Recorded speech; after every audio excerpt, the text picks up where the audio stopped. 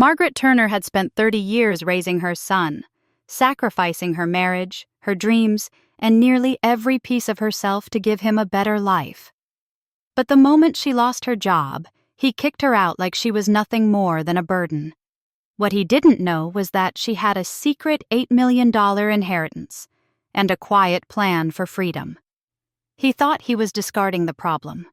In truth, he was discarding the only person who ever believed he was worth saving. By the time he came crawling back, desperate for forgiveness, Margaret had found something far more powerful than revenge. She had found peace. They called her quiet, invisible, just another woman growing older in silence. But they never looked closely enough to see what 30 years of sacrifice can build, or how quickly one woman's love, when betrayed, can become the beginning of a brand new life. Margaret Turner had never lived a glamorous life, but she had always lived a purposeful one. At 58, she was a quiet woman with steady hands and soft eyes, the kind of woman who went unnoticed in a crowd, but whose absence would be felt like silence in a song. She had been a single mother most of her adult life, ever since her divorce nearly 3 decades ago. She lived modestly in a small but tidy apartment outside Portland, Oregon, with framed photos of her son Ethan lining the shelves like precious relics of a life poured out. Ethan wasn't her biological child. She had adopted him when he was just a year old, after volunteering at a local shelter. He was born with a severe heart defect and abandoned in a cardboard box behind a gas station. Margaret still remembered the first time she saw him, frail, barely breathing, his lips tinged blue, as though life had already given up on him. But something in her heart refused to look away.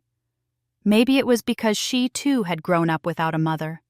Maybe it was faith, or maybe it was just the unmistakable pull of love. She and her then-husband had taken him home determined to give him a chance. But 2 years later, her husband gave her a cruel ultimatum. Either give the boy back or raise him alone. She chose Ethan. It was a choice that cost her everything: a marriage, the dream of having a child of her own, even financial stability. But Margaret never looked back. She worked long shifts cleaning houses, waiting tables, and later became a live-in housekeeper for a wealthy family. Every dollar she earned went to Ethan, for surgeries, medication, tutors, school supplies. She even took on extra night shifts to help him through college. Years passed. Ethan grew up, married Nicole, a sharp, confident woman from a well-off family. Margaret, always on the outside, kept her distance but continued to support them quietly. She helped with the down payment on their home. She sent them money every month. Even when she didn't have enough for herself, she did it out of love, or maybe out of habit. She had spent so long giving that she no longer knew what it meant to keep anything for herself.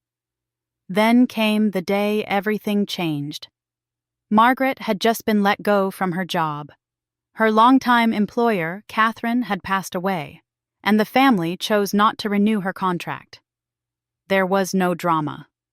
Just a quiet ending after 30 years of faithful service. So she took the bus across town, walked up the steps to Ethan's front porch, and knocked on the door with a nervous hope in her chest. "Mom?" Ethan said, surprised. "What are you doing here?" I just wanted to let you know I won't be working with the Hawthorns anymore," she said. "They let me go after Catherine passed." She smiled weakly, waiting for compassion. But Ethan's expression darkened. "Wait, you quit?" he snapped. "That job paid what, $8,000 a month? Are you serious?" "I didn't quit, Ethan. Catherine died." "So what now? You're just gonna hang around here? Sit back and relax while Nicole and I cover the bills?" Margaret's heart sank. Nicole appeared behind him, arms crossed, clearly not thrilled to see her. The chill in the room spread like frost on glass. "I thought maybe I could help around the house," Margaret said gently. "Didn't you say you were planning for a baby soon? I could help Nicole during the pregnancy, maybe with the baby." Nicole cut her off with a scoff. "We've already hired a professional. We don't need domestic help." Her words stung like vinegar in a wound. Then Ethan delivered the final blow. "Mom, you're not our responsibility. You should have planned better." Those words didn't just hurt. They crushed something inside her, something sacred and soft that had survived everything up to that point. Her knees didn't buckle, but her soul did. Without saying another word, Margaret nodded, walked back to the foyer, picked up the worn suitcase she had brought, the same one she used to pack Ethan's clothes for college, and stepped out into the cool evening. She walked down the sidewalk slowly, unsure where she was going, unsure what came next. Her world, once so full of purpose, now felt unbearably hollow. As she stood by the bus stop, her arms wrapped tightly around the handle of her suitcase, she lifted her eyes toward the twilight sky and whispered into the wind, "Lord, did I love the wrong way?" The silence answered back. But even in that silence, there was a sliver of peace, the kind only faith can give when everything else falls apart. Margaret checked into a 5-star hotel downtown later that evening, a place she had only ever passed by on her way to cleaning someone else's suite. The doorman smiled and opened the glass doors for her without hesitation, unaware that the woman in sensible shoes and a second-hand coat had more money in her bank account than most of their guests combined. The concierge greeted her warmly, asking if she needed help with her luggage. She declined politely and took the elevator to the top floor, where her suite overlooked the city skyline. As the door closed behind her, she stood in the silence, looking out over the glowing lights. For the first time in years, no one was calling her name, asking her to clean up, cook dinner, or babysit. No one was texting her for money. No one was telling her she was a burden. She wasn't sure what peace felt like. But this might be the beginning of it. Just a week before, Catherine, her late employer, had passed away peacefully in her sleep. Margaret had been her live-in housekeeper and companion for 30 years, cooking, cleaning, managing the household, and more importantly, being there. Catherine had no children of her own. She'd often told Margaret, "You're more family to me than anyone by blood."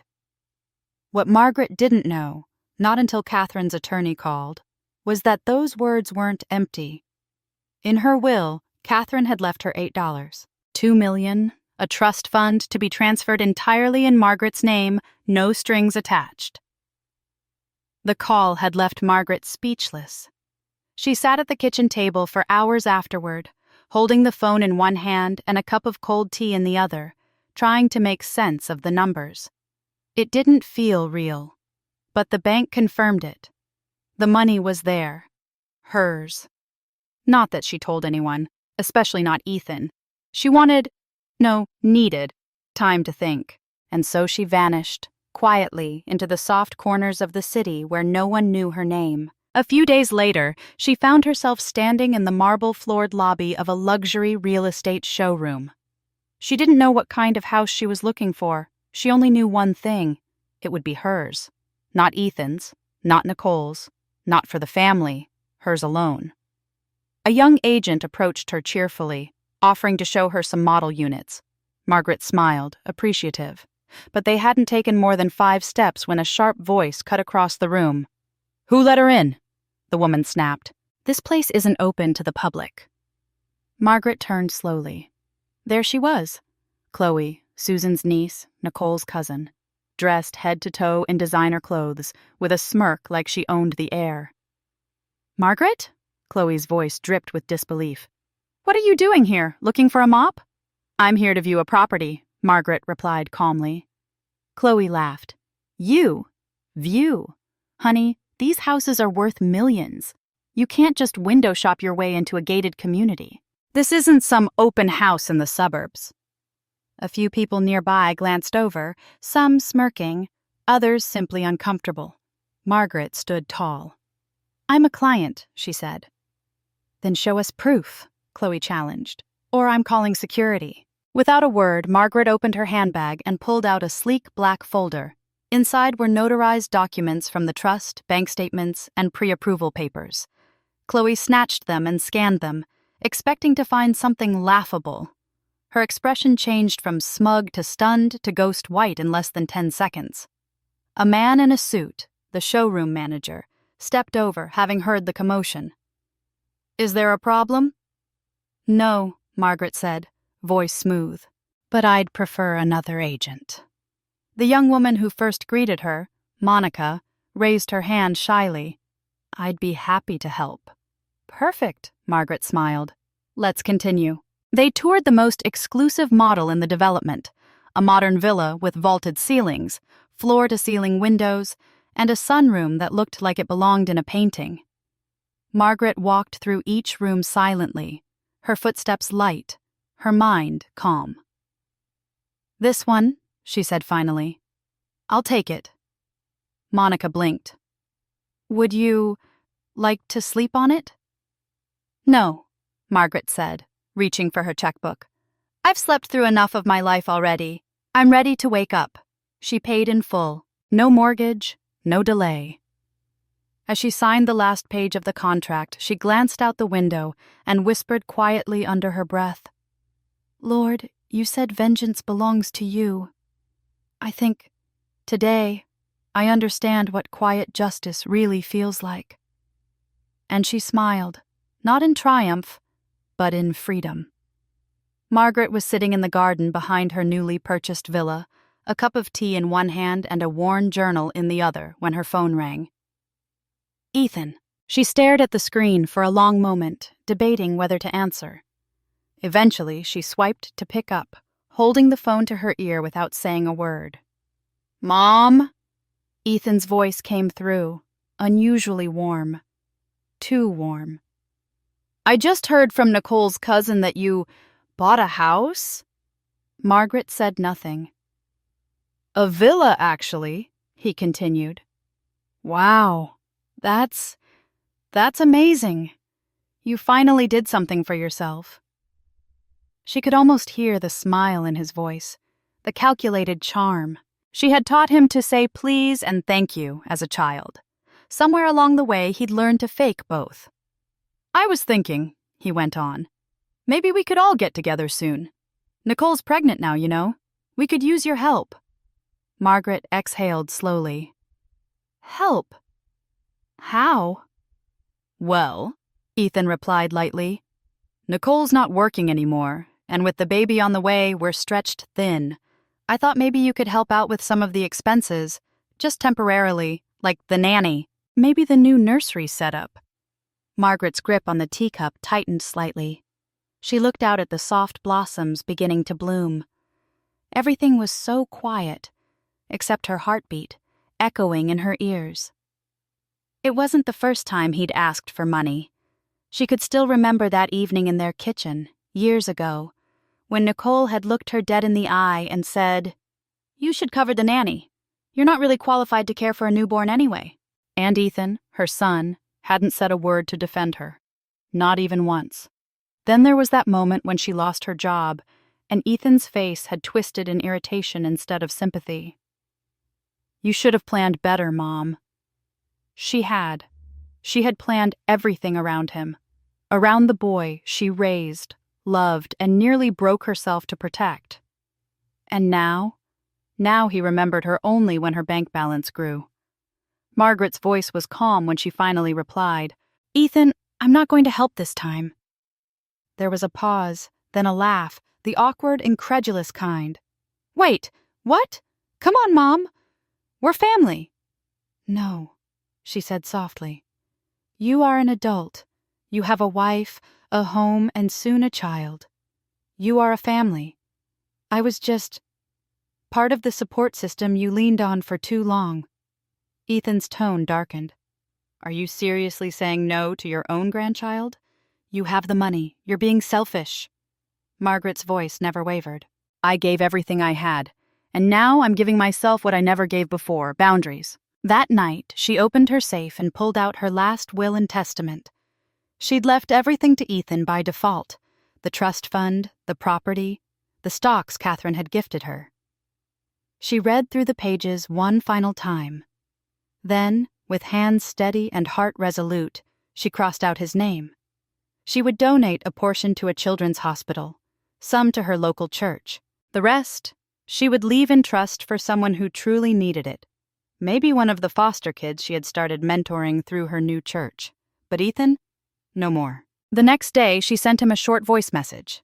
Not out of spite, but out of finality. Ethan, you didn't lose your mother. You lost the trust your mother placed in you. There's a difference, and that difference will define the rest of our lives. She closed the app and blocked his number. That evening, as the sun slipped behind the hills, Margaret knelt in quiet prayer at the foot of her bed. Not for anger, not even for closure. She prayed for clarity, for courage, and for Ethan. Not to return to her, but to return to himself.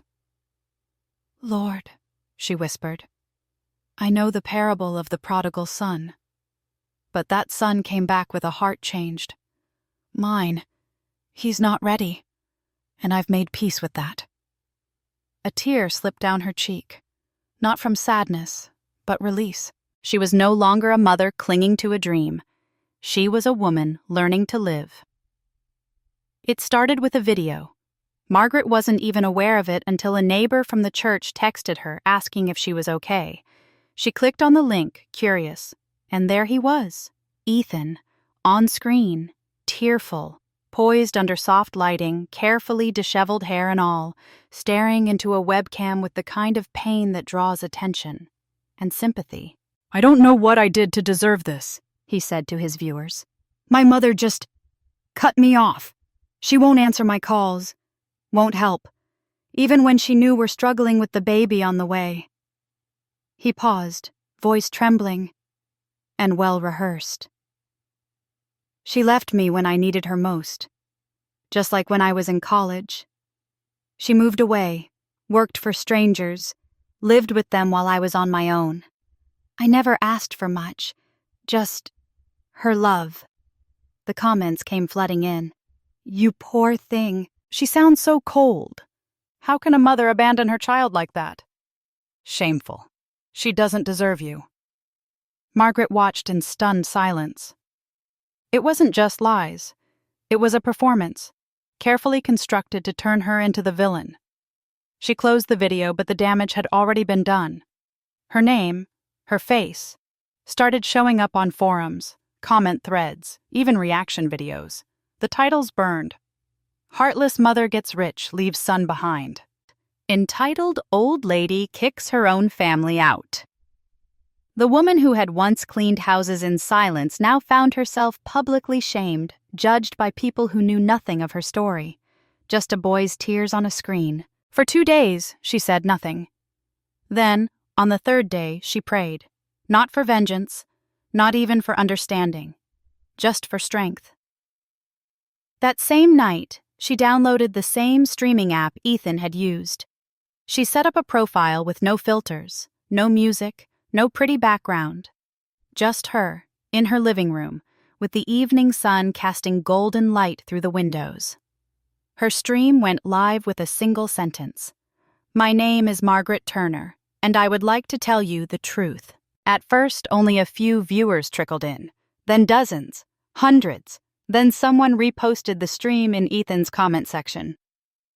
And the flood came.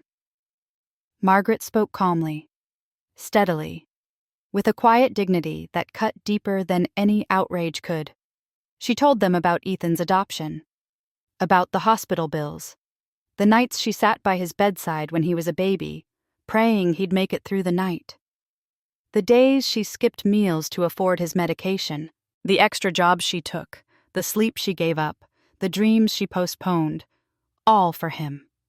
She held up old documents to the camera, his adoption certificate, scanned medical bills, college tuition receipts with her name on the payments, photographs of a younger Ethan in her arms, of birthday cakes she baked with grocery coupons.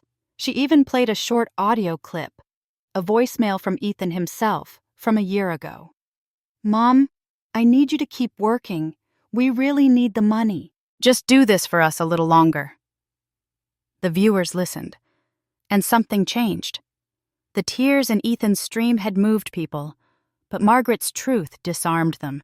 There was no act, no manipulation, just facts, and years of love that had gone unnoticed. She looked into the camera and said clearly, No one can serve two masters. I spent 30 years choosing my son over everything, even my peace. And today I choose peace." There was silence in the comments at first. Then, "This woman is grace itself. I take back everything I said. She's stronger than I could ever be." Before ending the stream, Margaret added just one final line. "I don't need you to pity me. I just need the truth to breathe again." She logged off, and for the first time in days, she slept peacefully. Not because the world had changed, but because she had spoken. The internet turned fast.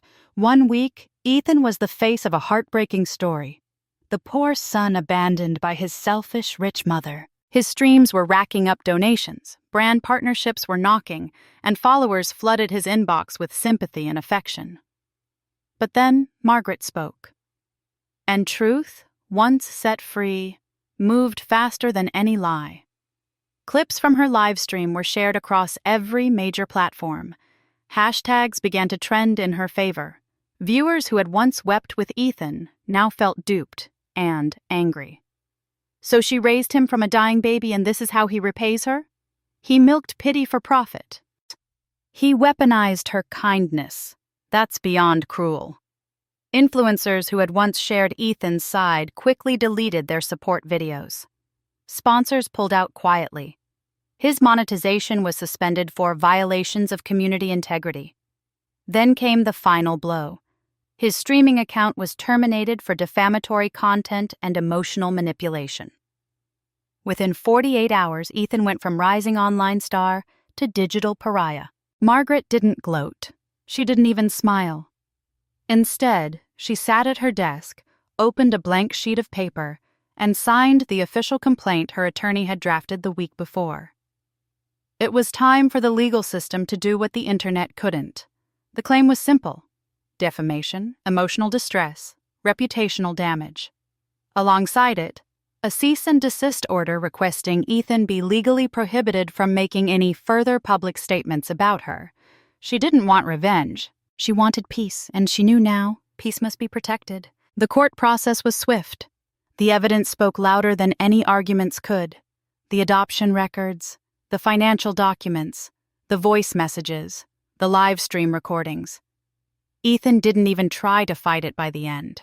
His lawyer negotiated a settlement, a public apology, full retraction, and a fine large enough to sting but small enough to be paid in installments. The judge signed the injunction with finality. From that day forward, Ethan could no longer use his mother's name, image, or story in any media or online platform. Violating that order would come with real legal consequences. A week later, Ethan showed up at Margaret's gate. She watched him through the monitor by her front door. Thinner, paler, shoulders slumped under the weight of something far heavier than failure. She didn't buzz him in. Instead, she picked up the intercom and said calmly, "Ethan, what are you doing here?" He looked up into the camera, eyes red. "I came to say I'm sorry." There was silence. "I was angry. Scared," he said. "I didn't mean to hurt you. I just didn't know how to ask for help. You have every right to be mad, but please, Mom. Please, forgive me." Margaret took a deep breath. "I forgave you long ago," she said, "but forgiveness doesn't mean access. It doesn't mean trust." Ethan flinched. "I can forgive, Ethan, but I won't give you another chance to hurt me." She looked into the camera one last time and added, not with anger, but clarity, "This is not rejection. This is protection." Then she pressed the button and the screen went black. Inside her home, Margaret sat down on her porch swing, the soft breeze curling through the leaves. She didn't cry. She prayed. "Lord, give him the strength to rebuild, and give me the peace to never return to what you've already carried me through." The house Margaret chose wasn't the biggest, nor the most extravagant. It sat quietly on the edge of a small lakeside town, tucked between whispering pine trees and winding garden paths. The air smelled like rain and wildflowers, the kind of place no one ever rushed, and no one ever shouted. Each morning she woke with the sunrise and brewed her favorite dark roast coffee. The kettle's soft whistle was the only sound in the house, a kind of peace she had never known in her decades of working, mothering, and surviving. In the afternoons, she tended her garden. Lavender, roses, and wisteria bloomed in bursts of color and scent. Her hands, once blistered from scrubbing floors, now worked gently in the soil, coaxing life from the ground. Sometimes she would sit by the window and play soft melodies on the old upright piano she bought from a second-hand shop, slowly teaching herself the notes, letting music retrain her breath and her heart. And on Sundays, she walked to the little white church at the corner of the street. Nothing grand. No gold trim or marble columns. Just wood, warmth, and people who called her by name. She joined a small women's group, not because she was lonely, but because she was ready to share parts of herself again.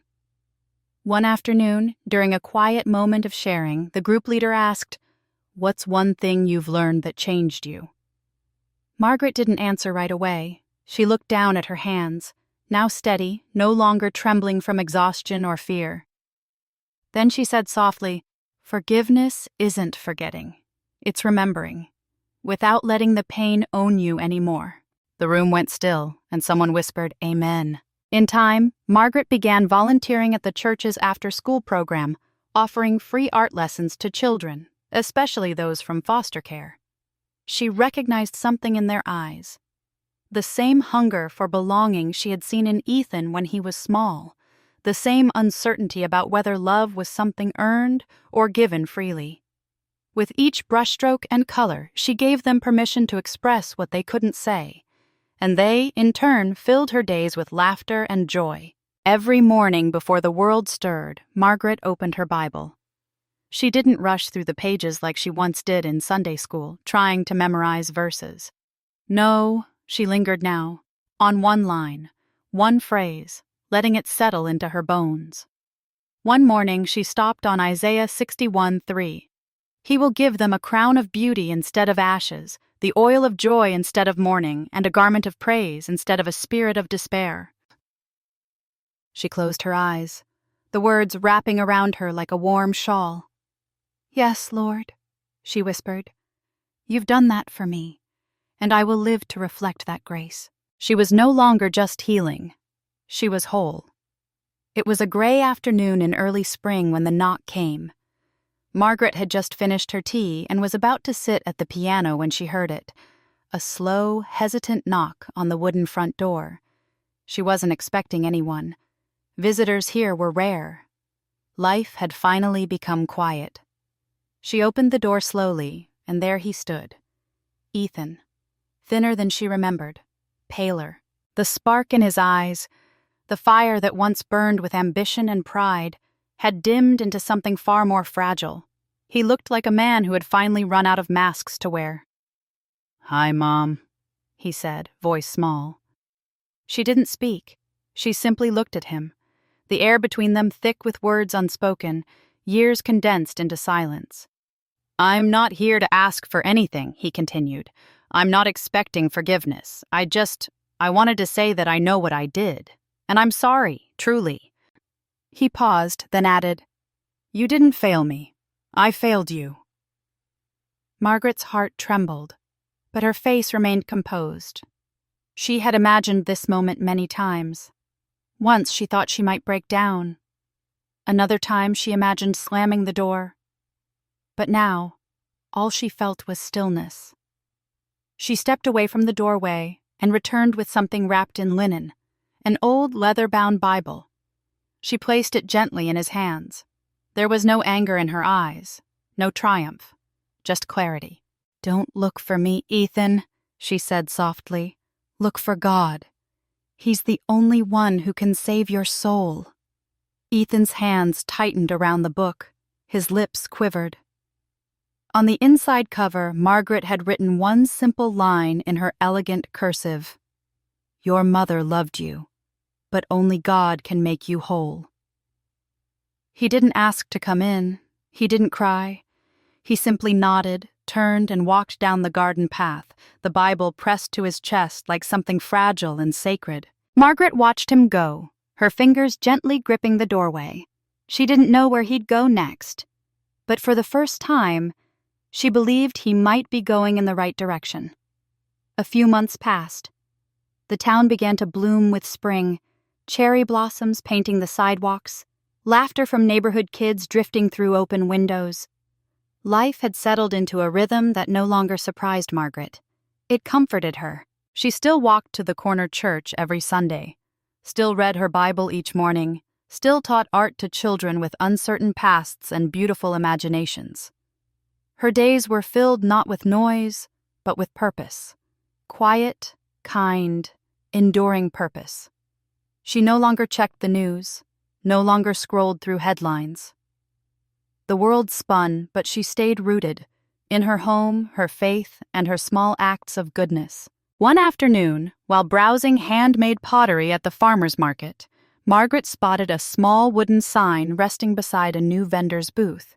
It read, "Second Chances, handcrafted with grace." The handwriting was familiar. Behind the booth stood Ethan.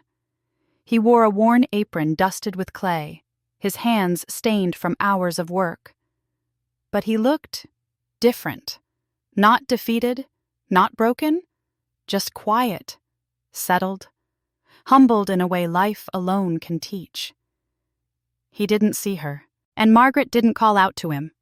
She simply watched from a distance, long enough to see him smile at a customer, hand over a piece of glazed pottery, and bow his head in thanks. That was enough. He was walking his own path now, one that no longer needed her approval, nor her correction. And perhaps, for the first time, he was beginning to understand the value of things not measured in dollars or pity, but in peace. Back at home, Margaret sat at her writing desk as golden light poured through the window. She opened her leather-bound journal, the one she'd carried for years, and wrote softly, deliberately, "I used to define myself by the title Mom. I used to believe love meant sacrificing everything. But now, I am simply me. I am a daughter of God, and that is more than enough." She paused, then added one final line, the truth that had taken a lifetime to understand. "I no longer live to be loved. I live because I have learned how to love without losing myself." She closed the book. Outside, the wind moved gently through the trees.